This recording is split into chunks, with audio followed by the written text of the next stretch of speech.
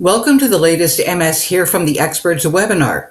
These webinars help people better understand multiple sclerosis, highlights MS-related resources, plus provides tools and tips to navigate their MS journey with more knowledge and confidence. Thank you for joining us for tonight's webinar. I'm Shauna McKinnon, and I'm your moderator for today's broadcast. I've been living with MS for a little more than 28 years, and I often say that I can fall asleep on a clothesline in a hurricane, except at night when I need to. So I'm very interested in tonight's topic, which is sleep hygiene. First, though, MS Canada would like to acknowledge that we are on unceded and ancestral territory of First Nations, Inuit, and Métis people across Canada. These nations have cared for this land from the oceans to the mountain peaks for thousands of years and continue to do so today. We thank them for their continuous care and for the opportunity to host this session today. At MS Canada, we are committed to learning from and working with Indigenous peoples to care for the land that we call home. We'd also like to thank Viatris for their generous support of this webinar and their commitment to advancing education and awareness for Canadians affected by MS. Before we get started with our presentations, I want to briefly go over a couple of housekeeping items. Your microphones have been muted. The session is being recorded and will be available soon on our website from the Informative Videos on MS page. A Facebook Live recording will be available as well.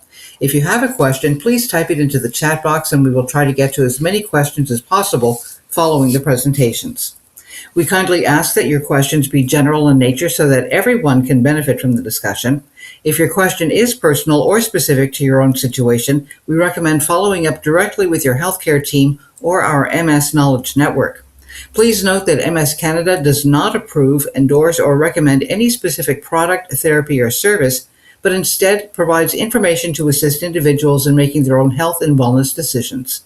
Plus, the views and opinions expressed in the presentations are those of the speaker and may not necessarily reflect the views or positions of MS Canada. Please note that during the broadcast, a couple of pop-ups will appear. We ask that you respond to each one of them. The anonymous information will help MS Canada better understand your experience and the impact we are having on the MS community. I am pleased to introduce tonight's expert, Aprile Royal. Aprile is a nurse who has worked in MS in a variety of roles for over 40 years. Aprile has worked as an MS nurse at the BARLO MS Centre at St. Michael's Hospital, as a monitor for several MS clinical trials, at MS Canada in the role of Assistant VP and Manager for Education, and in several pharma companies supporting MS education for MS products. Aprile has also worked with Dr. Luann Metz under a secondment to the University of Calgary on a project designed to standardize MS education for healthcare professionals across the province of Alberta. In March of 2023, Aprile came home to the Barlow MS Centre at St. Michael's Hospital to build an educational program there. In June 2024, Aprile received a Giants of MS Award in the nursing category. Welcome, Aprile. Thank you, Shauna, and thank you, MS Canada, for this opportunity to talk with people tonight about this pretty interesting topic. So, sleep, wonderful sleep. We all know, I think, what a good sleep is, or what it should be, but sometimes the pursuit of it is something that leaves us frustrated. So I hope I'm going to be able to share a few informative facts about sleep tonight and what it can do for brain health, and then maybe some techniques for getting a better sleep. So what is sleep? It's a natural, reversible state of reduced consciousness and responsiveness, and it's absolutely essential for physical and mental health and restoration. It's a very complex, dynamic process, and while it seems like a very quiet and tame period, it's actually anything but. Sleep is characterized by a temporary reduction in awareness and responsiveness. However, there are changes in brain activity, hormone levels, and muscle relaxation. And so despite appearing passive, sleep is very active, allowing the brain to process daily experiences, consolidate memories, and remove toxins from the central nervous system. So just to review, I think we all know that there are stages of sleep, and sleep occurs in cycles of approximately 90 minutes, alternating between these two main stages. Non-rapid eye movement, or non-REM sleep, includes stage 1, light sleep, stage 2, deeper sleep, and stage 3, slow wave sleep. And non-REM sleep is critical for physical restoration, energy conservation, and tissue repair. Rapid eye movement sleep. During this time, the brain is very active, you're having dreams, and neural connections are strengthened. REM sleep supports emotional regulation, learning, and memory consolidation of all the things that have gone on in the day. Adults typically spend about 80% of their sleep in non-REM and about 20% in REM, while babies spend a much larger proportion in REM. So the average need for adults is between 7 and 9 hours of sound sleep per day on a regular basis. And deviations from this rhythm can have very negative consequences for health. So just some interesting facts that we've learned about sleep as it relates to brain health. Both not enough and too much sleep are predictors for future stroke, and the association is stronger for oversleeping than for not sleeping enough. Short and long sleep duration can increase blood pressure variability, so it can make your blood pressure jump around and make it hard to control. Sleep duration of less than 6 or more than 9 hours per day has been demonstrated to be a determinant of increased weight, high cholesterol, and a drop in good cholesterol. Short and long sleep duration has also been associated with a higher incidence of impaired blood sugar control or diabetes, and of less glycemic control for patients who are diagnosed as having diabetes. There's also some interesting evidence linking sleep duration to cardiac arrhythmias. So overall, if you take this whole picture in, it's very clear that getting the right amount of sleep contributes not only to your brain health, but to your overall general health.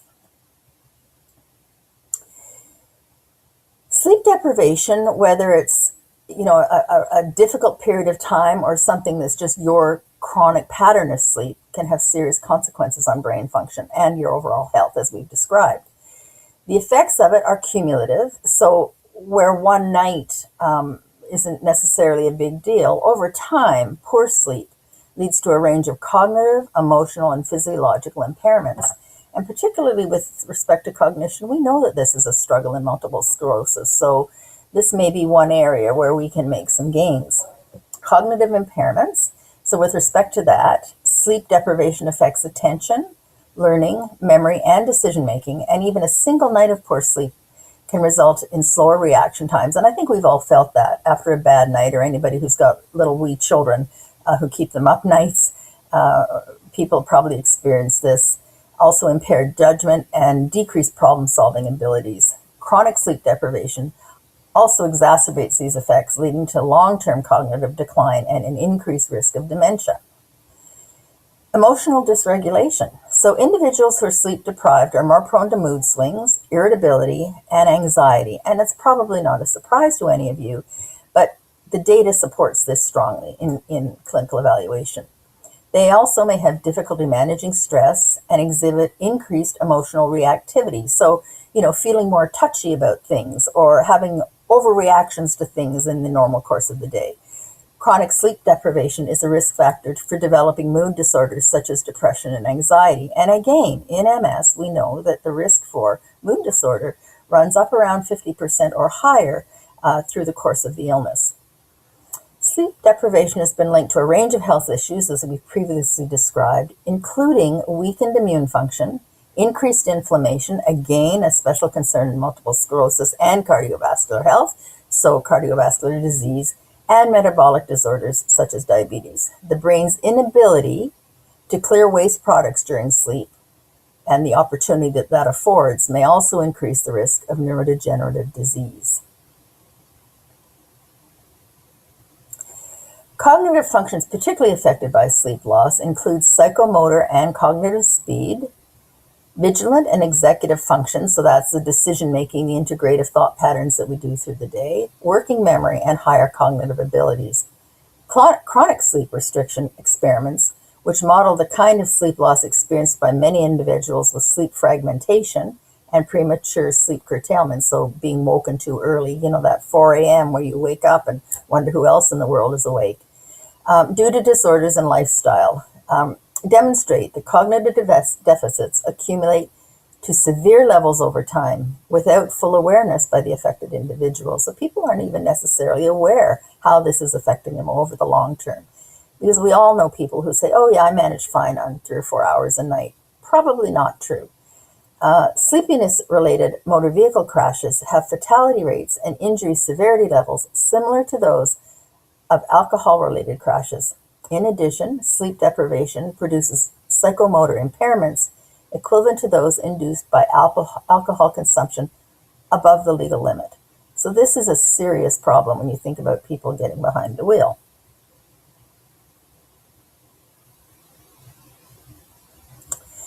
Sleep is our waste management system. So there's something called the glymphatic system.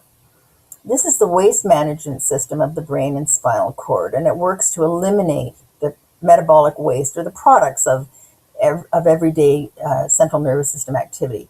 And it supports the distribution of nutrients within the central nervous system. Observations of the glymphatic system revealed low activities during wakefulness, so daytime activity, and dramatic increases in this cleaning activity during non-rapid eye movement sleep. Efficient operation of this system during sleep has been linked to slowing or preventing neurological decline, thus mitigating the risks associated with aging and neurodegenerative disease. Alternatively, the presence of altered glymphatic function has been repeatedly linked to the onset and progression of Alzheimer's disease. Sobering stuff. So let's talk a little bit more specifically about sleep disorders in MS.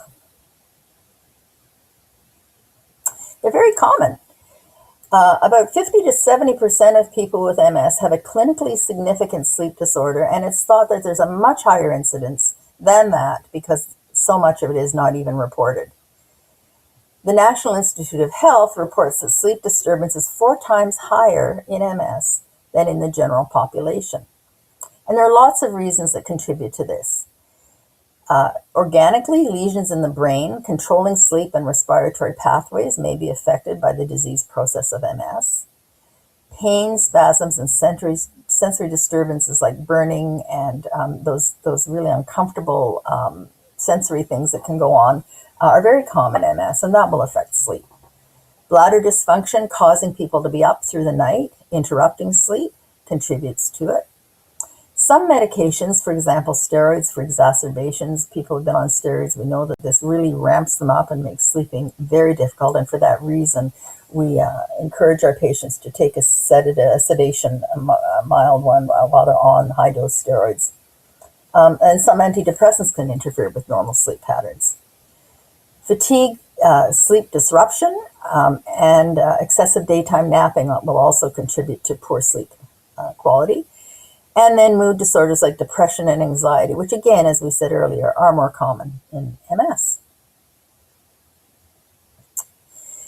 The 3 most frequently encountered sleep disorders in MS include insomnia, which affects between 30 and 60% of people with MS, restless leg syndrome, and sleep-disordered breathing or obstructive sleep apnea, about 50% of people. This is something, actually I should go back, this is something relatively in the last few years, many of our patients end up getting sent for sleep studies because this is such a common thing and it's so easily remedied. So by definition, and there are lots of contributing definitions here, insomnia is difficulty initiating sleep. It can be difficulty staying asleep or waking up earlier than you want to. It can cause significant clinical suffering or impairment in social, educational, and professional life or other important domains. The sleep disturbance and associated daytime symptoms occur at least 3 times per week. The sleep disturbance and associated daytime symptoms are present for about 3 months or more. It occurs despite sufficient opportunity to sleep, and it's not attributed to another sleep disorder. If it is caused by some other physiological effect of a substance, then that is something that is addressed separately. Contributing factors: worry, stress, anxiety, depression. As I said, some medications, bladder frequency at night, pain, and spasticity, also very common in multiple sclerosis. So to treat insomnia, it's important to do a careful history to identify what are the contributing factors and treat them as appropriate. To optimize sleep hygiene, and we're going to talk about that a little bit more in a minute. And medications may help, however, over the long term, because of the long-term nature of MS, it probably isn't a long-term solution. So let's talk for a minute about restless legs syndrome. It can be something that just arises for no discernible reason, or it can arise from damage to central nerve pathways in conditions like spinal cord injury and multiple sclerosis. It's defined as a restless or uncomfortable sensation in the lower extremities, worsened by rest and inactivity, has a tendency to occur in the evening or before bedtime, and is relieved with movement. So these are the people that just can't lie still at night. Treatment requires an investigation into possible contributing factors like nutrition, medications, etc. And in fact, some medications can actually help this. When thinking about nutrition, things that are good to eat to help mediate restless leg syndrome are leafy greens, seafood, the really healthy stuff. And it's important to pair these with vitamin C rich foods because that increases the absorption of the iron. Magnesium found in almonds, pumpkin seeds, this helps with spasms. Vitamin D3, which is found in fatty fish and dairy, and then potassium and tyrosine we find in salmon, chicken, soy products. Things to avoid: caffeine and alcohol, refined sugar and processed foods, and excessive red meat.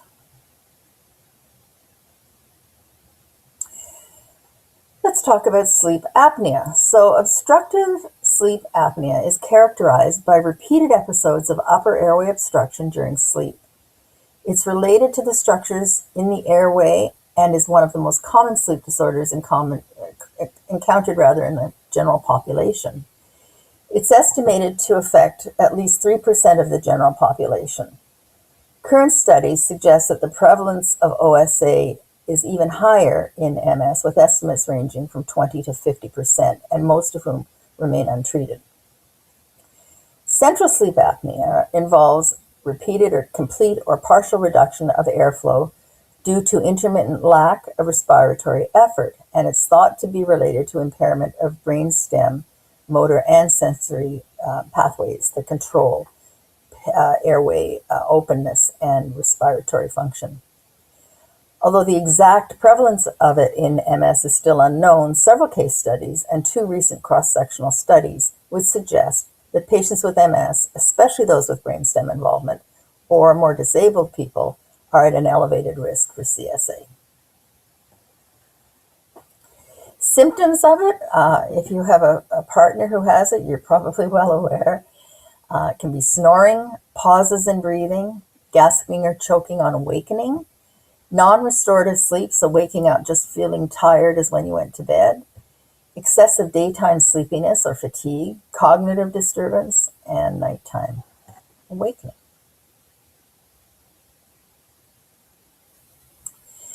So CPAP is the common intervention that maintains a positive, very mild positive airway pressure on exhalation.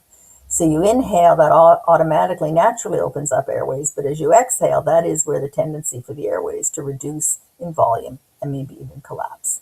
So CPAP maintains this airway ever so slightly open throughout the sleep cycle.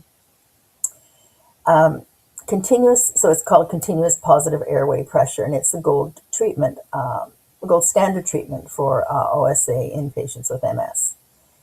In an open label study, 28 of 34 multiple sclerosis patients with this problem who completed a randomized controlled trial of active CPAP versus sham CPAP, they were evaluated. So over the short term, there was a trend of benefit, but where the real benefit shone through was long term. So when they went back and looked at these people about 3 years later, it was seen that this use of CPAP was associated with greatly improved fatigue and a much better physical quality of life for people living with MS. So the general health and symptomatic benefits of CPAP therapy are thought to be similarly beneficial among people with MS as compared to the general pop.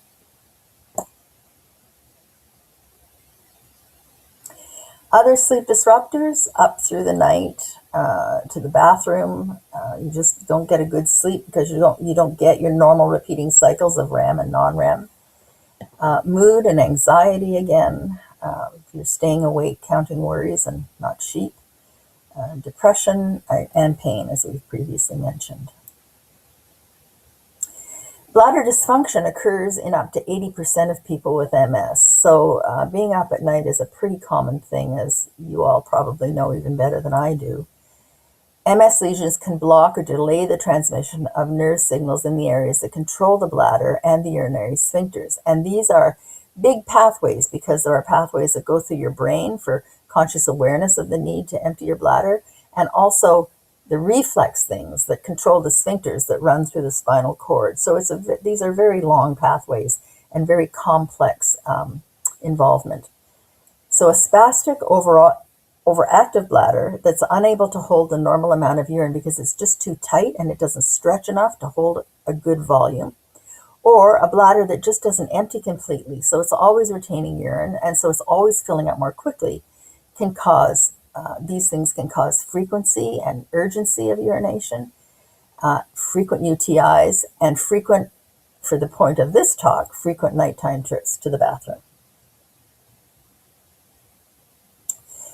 The management of it, if it comes on suddenly, obviously check with the GP because infection is so common when there's bladder dysfunction. And that's a quick fix with some antibiotics. A urodynamic assessment by a urologist for cause and treat accordingly, whether it's a bladder that's too tight, whether it's a bladder that's not emptying completely. Medication may be used to sometimes relax the bladder and muscles and the sphincters. And sometimes intermittent catheterization can restore full control and especially a good night's sleep. We often had patients who managed, going to the bathroom through the day, but the problem was that they were just not emptying completely and filling up too quickly. So when that came to through the night, they were up, every couple of hours going to the bathroom. But by doing an intermittent catheterization before bed, that would allow them a fully emptied bladder and a good night's sleep.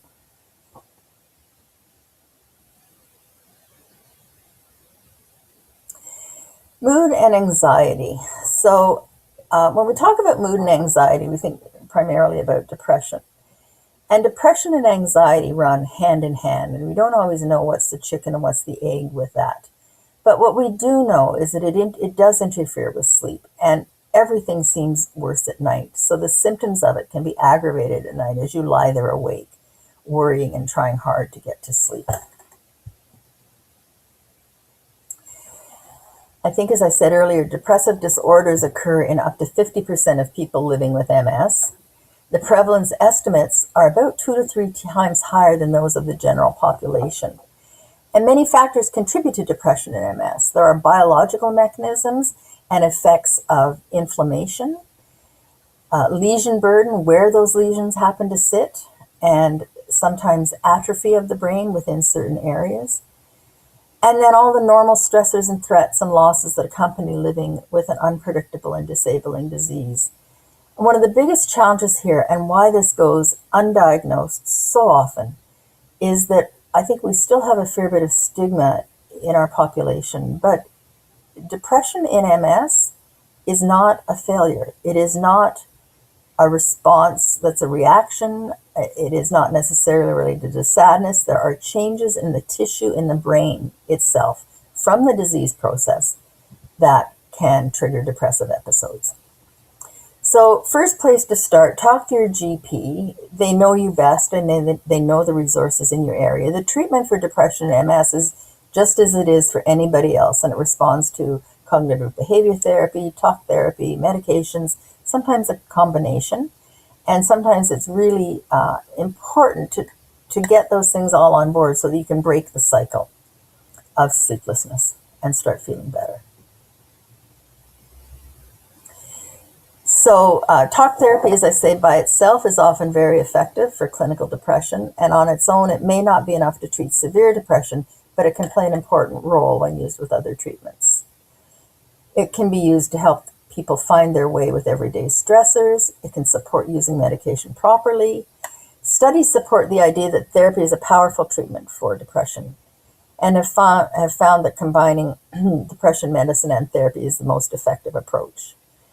A large-scale trial of more than 400 people with treatment-resistant depression found that talk therapy, along with medication, improved symptoms. So let's talk about pain. Approximately 50 to 70% of people with MS will experience pain at some point in the course of their MS. Headache and migraine is common, particularly with younger people who've had shorter disease duration, and most common kind of headache is migraine. Optic neuritis, which is a relapse, causes pain in the eye. It's there constantly or with eye movement and does improve as the relapse recovers. Back pain is extremely common, as gait problems related to weak legs or sensory disturbances put extra strain in an imbalanced way on the back, particularly the lower back, resulting in back pain. And this is managed well by physio and occupational therapy, strengthening your abdominal muscles, mobility aids. And just a word here about a very common feeling about mobility aids is that it's giving in to the disease. But I think if you can put on another pair of glasses and think about it's doing what you need to do to be well and to be pain-free and get back to living your best life, that might be helpful. Burning and other sensory disturbances, pins and needles, sensations of tight banding, all of these things are common but can be helped by medication. And then there's one very specific pain called trigeminal neuralgia or tic douloureux. This is a severe facial pain which can be exacerbated by chewing, smiling, talking, and it affects about 3% of people with MS, and is a little more common than in the general population. It generally responds well to medications, and if medications don't work, there are a couple of surgical approaches that can be used, and they are effective. So what is sleep hygiene? Hygiene, I think I'd like to see that change to what is good sleep routine, but this is the word that we have here. It refers to a set of habits and environmental practices that help you get consistent, high-quality sleep. It's about aligning your behaviors and your surroundings with the body's natural sleep-wake cycle, also called the circadian rhythm. Why does it matter? Good sleep hygiene or good sleep practices can improve sleep quality and duration, reduce insomnia symptoms, support brain health, memory, and mood, and help regulate the immune function and minimize chronic disease risk.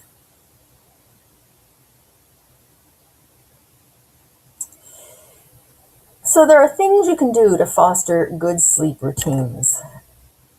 Having the discipline to go to bed at about the same time each night, this helps reinforce a repeating circadian rhythm. Sleep in a cool, dark place. Allow for 7 to 9 hours of sleep. Limit caffeine and alcohol through the day. And avoid personal device screen time. So iPads, your phone. These things, I'll show you some data that are really quite disruptive to good quality sleep. So a meta-analysis is when they look at all kinds of studies looking to see what their data has shown around a particular outcome. So this was in a meta-analysis looking at the effect of portable media devices on sleep outcomes. And they looked at 20 studies to answer the research question, what is the impact of portable media devices at bedtime on sleep? So of those studies, 6 of them showed just about an 80% increased risk for inadequate sleep for people using these things before bed.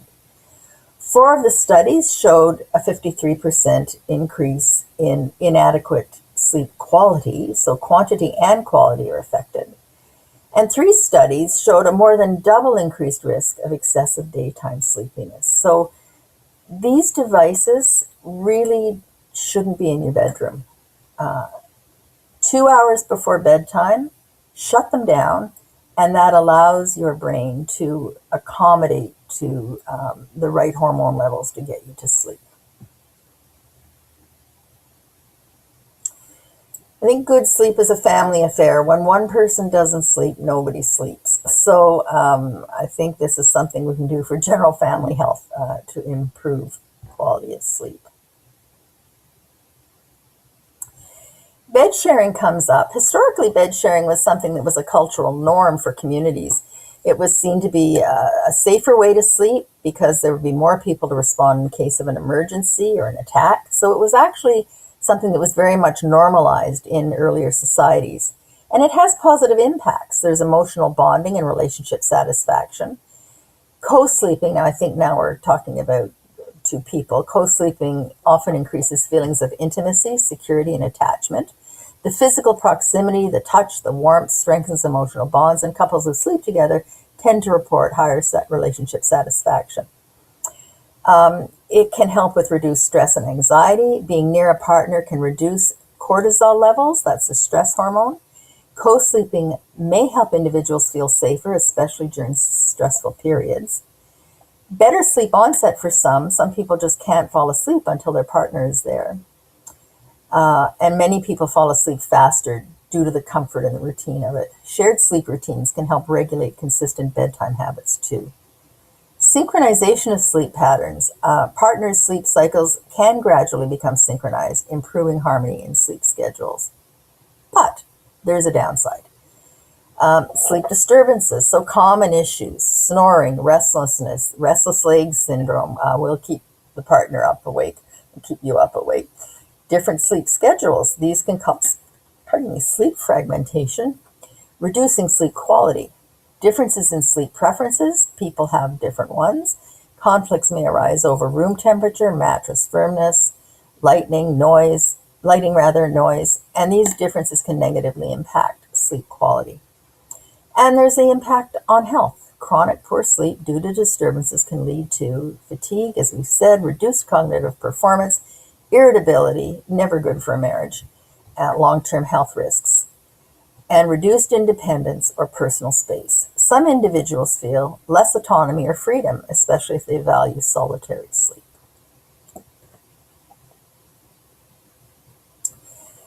Bed sharing with pets. I found this quite interesting. Nearly half of dog and cat owners share their bed with their pet, and I'm one of them. Generally, pet ownership affords psychological and physical benefits, collectively described as the pet effect. Pet sharing increases time spent between the owner and the pet and may prolong these positive components of the pet effect. The available data suggests that sharing a bed with a pet may have negative sleep effects, however, on sleep quality. Pet bed sharing has been associated with lower sleep efficiency and increased wakefulness after sleep onset, as measured with actigraphy, that's just the study of movement, as well as disrupted sleep associated with their pet's movement. Although bed sharing with a pet may provide a source of sleep disturbance, these deficits may in fact be counteracted by the psychological and physiological benefits of bed sharing. And if you had the little dog I have, you'd want to sleep with them too. A last word on pets, and this was, I thought, kind of fun. Dog ownership was associated with poor sleep characteristics across all outcomes besides multidimensional sleep health. And that may be because of the H effect. In the H effect, as happens in our house, you have 2 partners sleeping side by side, and then the dog stretches right across the middle vertically as the bar in the H, and it tends to pretty much commandeer the bed. Cat ownership, interestingly enough, cat owners predicted better perceived sleep efficiency. However, when studied, this wasn't actually associated with other sleep characteristics. So in closing, sleep is more than just getting through the night. It's about restoring energy, resilience, and well being. For those living with MS, better sleep can mean better days. And small changes can make a meaningful difference, but you have to keep at it. It's not a one night solution. Improving sleep in MS is an achievable and important goal. With awareness, support, and the right strategies, we can help turn restless nights into better health and stronger days ahead. Thank you. Excellent, April. Thank you very much. Forgive me if I yawn because all this talk of sleep and sleepiness and everything else, it At the prompts end of the day, this yawn reflex. I have a number of questions for you. First of all, can we look at the difference between fatigue and sleepiness? Because I'm often sleepy, but I'm also often fatigued, and I don't know which is my MS fatigue and which is just normal sleepiness. How do we know the difference between the two? so it's funny you asked that. I think must be coming up on 2 years since I did a fatigue presentation for MS Canada. And thinking back, when we talk about MS fatigue, we talk about that profound, deep exhaustion that's not relieved by sleep. Whereas sleepiness, quite often, a quick nap will restore it, will restore you. So I think it sort of deals with the depth and the response to sleep, what both of them are. Okay, now I'm going to get you to define excessive daytime napping as someone who takes frequent daytime naps. I How know. much is too much? You used that phrase earlier in your presentation. I love my nap too. Nothing like a lovely nap on a winter afternoon when Yeah. it's gray and snowy outside. Um, you know, Too much is if you're not sleeping at night, right? Yeah. If you're sleeping in the daytime and then not sleeping at night, then it's too much. Now that said, for many people with their MS fatigue, if they can put their feet up for 20 minutes, half an hour, they really can feel refreshed and kind of empowered to carry on the day. So I think it's a little bit individual, and people just kind of have to work with that and figure out. But probably late afternoon napping isn't a great idea because Yeah. as you're getting close to the end of the day, that will keep you awake for sure. But it's what works for you. Okay. Restless leg syndrome. I was surprised because I've had that for years, and it wasn't until recently, maybe in the past 5 or 7 years, I realized that it was possibly connected to my MS. And one of the things that was suggested to me was taking a magnesium supplement or increasing foods with magnesium in them. Is that still a good idea? Yeah, I think that was in one of my slides, wasn't it? That magnesium is something that seems to help with the integrity of the neurons and sort of promote general health and nerve transmission. Okay. Um, how do you feel about melatonin, or how should we feel about melatonin, using melatonin as a possible sleep aid, that it's not actually, I don't know if, is melatonin addictive? Is it something that we should be worried about if we're taking it every night? No, I think it's something, if it works for you, then it's good. All of these things, I suggest people, if they want to try them, first check with your pharmacist that there's no interactions with anything that you're already taking. And then, give it a couple of weeks. Try it for, say, 2 weeks. Then go off it for a couple of weeks and see, is there a difference? And that, because sometimes these differences are subtle, but I think if you give it a good shot for a couple of weeks and then stop it, and then you'll have a sense of whether it's helping or not. Okay, so become your own scientist. Yeah, yeah. Yeah, Because different okay, things I work think for that's a good different idea. people, right? I mean, I know people that swear by melatonin. I myself Yeah. didn't find it particularly helpful, but there are lots of people that find it helpful.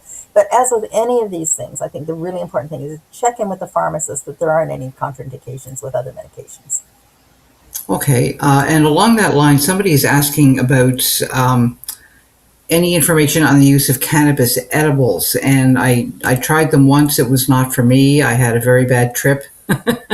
But the friend who supplied them to me, she swore by them. She had one every night to help her sleep. And I realize it's different for everybody. So I guess it's going to be the same with other supplements as well. You've pretty much got to try it to find out.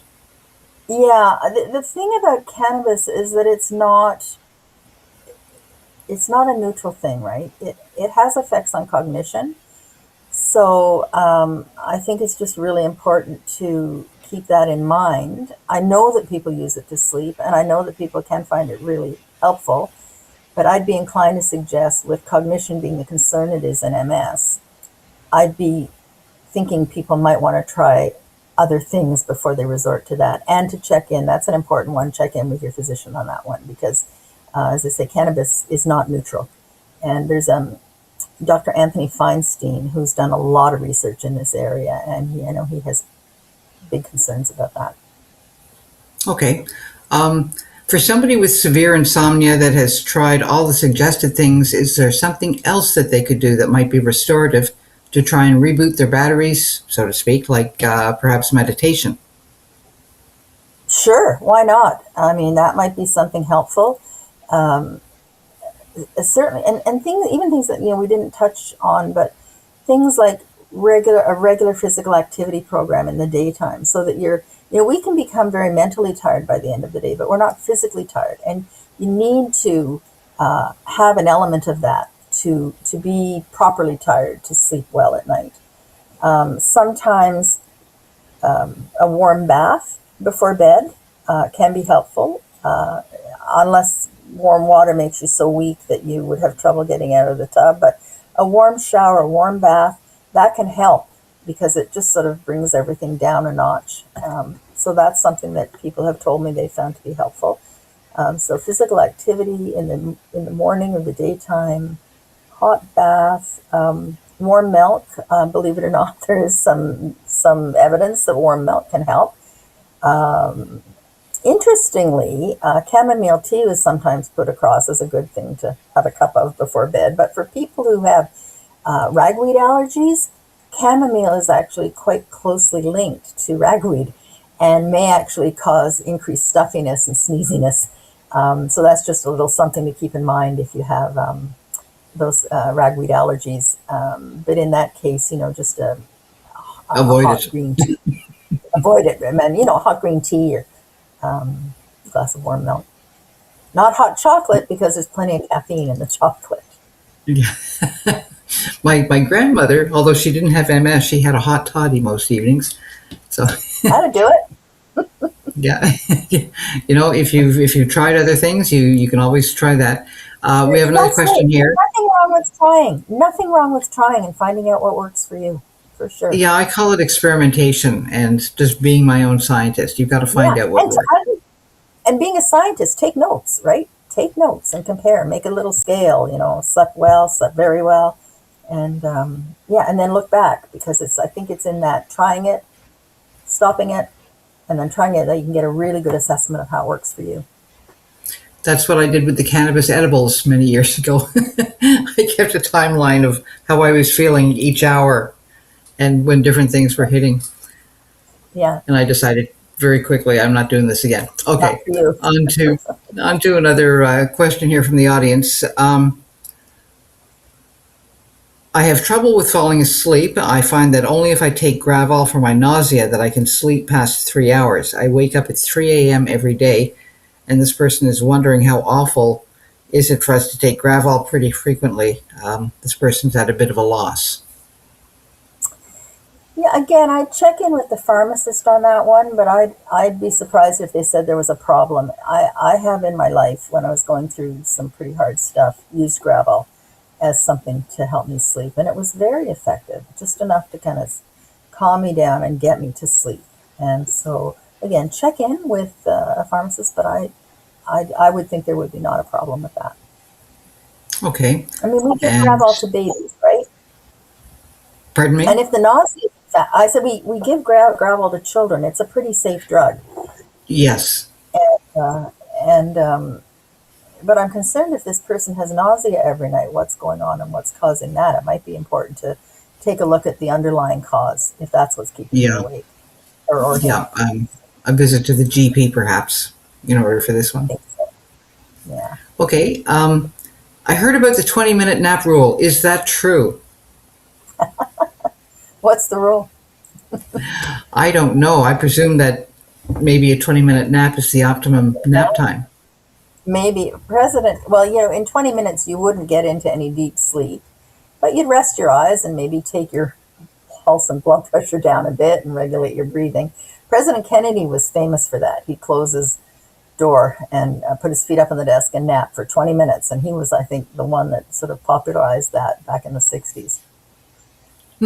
Or my father, because he could take a 20-minute nap. If it works, right? If it works, why not? But 20 minutes isn't enough to get into any seriously restorative sleep, right? It just might refresh. It's more of a refreshment. Okay, one more question here. What can you do for getting quality sleep when you work shift work 10 to 14 hours? Oh, boy, is that a good question. Yeah, that's really, as a nurse, I did shift work for a few years, and it's very disruptive to your sleep, even when you stop doing it. It's a good few years before your body regains its sort of normal circadian rhythms, and not only that, but you're switching. Like when you're not working, you're going back to a normal pattern, and then you go back on shift and you're working all night again and trying to sleep in the day. So, I guess the same things of dark room, cool room, sleep at the same time, but that's a really tough one because it's just not practical to say, well, keep that sleep schedule all the time, because the rest of the world is going on. You have to be part of it. So, I'm very sympathetic to that, and I don't think there are any easy fixes to that. Again, you have to try what works for you and cross things off the list. Exactly. Yeah. I mean, it was common for us to, to drink coffee and try and stay awake through 3 and 4 o'clock in the morning when the rest of the world was sleeping, and you're on shift and you needed to be awake looking after patients, but that's lethal, because then you go home at 8 o'clock in the morning and you're wide awake. You're wired. Yeah. So the same kind of practices, but it's just a really, really tough situation. And so many people have to work shift work, right? Pretty well all essential service works shift work. Okay, somebody here is wanting to know about the type of magnesium supplements. Is L-theanine magnesium any better? Oh, I am not a magnesium expert. I apologize for that. I know this is here from the experts, but I'm not a magnesium expert. But I've always found, again, I keep saying, but the pharmacist is super helpful. They'll tell you. I was looking for some Ferritin, and they were just wonderful in telling me what to buy. And sometimes it's something that's actually behind the counter that you wouldn't even see if you were just, perusing shelves. Okay. And we have one last question here. I kind of saved this one for last because I think it's kind of funny in a way. With the restless leg syndrome, how do you help your partner to stay asleep besides switching rooms? Isn't that the best question? Yes, the best question. There are some things you can do that can help. If you have the luxury of the space to have, for example, a king-size bed, have the king-size bed split into 2 separate mattresses so that that person can flop to their heart's content, and it's not going to affect the other person nearly as much. Separate blankets, separate bedding, that can help. Sometimes it's separate rooms, right? Separate bedrooms.